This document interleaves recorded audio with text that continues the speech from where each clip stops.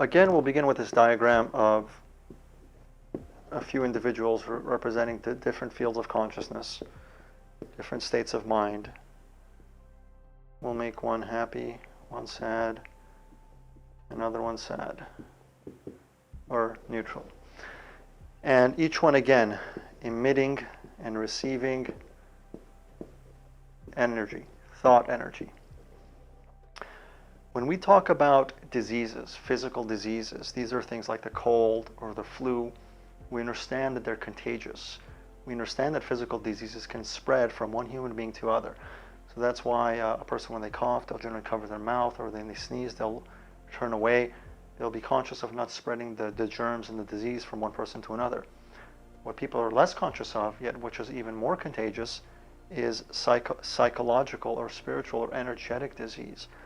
See, when a human being has fear in their soul and they live from a place of fear, that's what they begin to emit as part of this, as part of their psyche, as part of their belief system.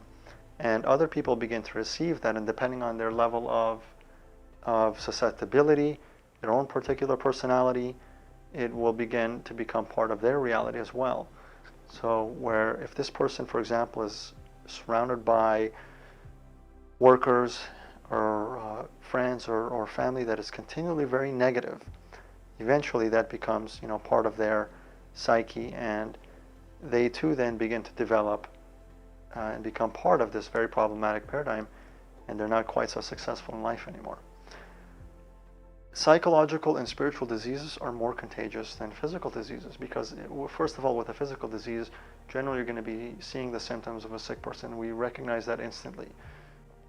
We're much less aware as a society yet of spiritual diseases or psychological or psychic diseases and fears and problems, and unfortunately as a result we've become more susceptible to them.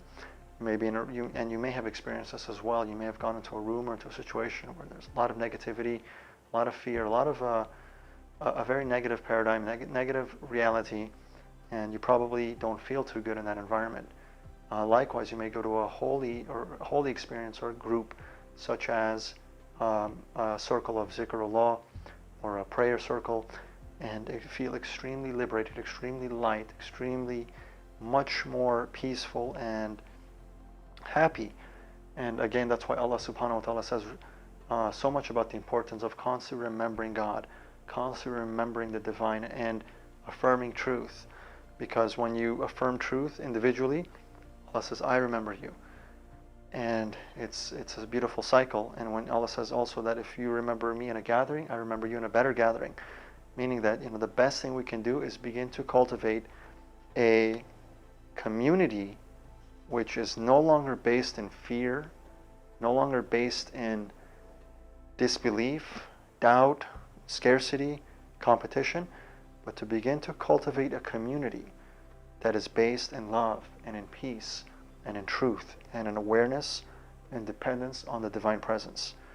And when these human beings then begin to associate with one another, that exponentially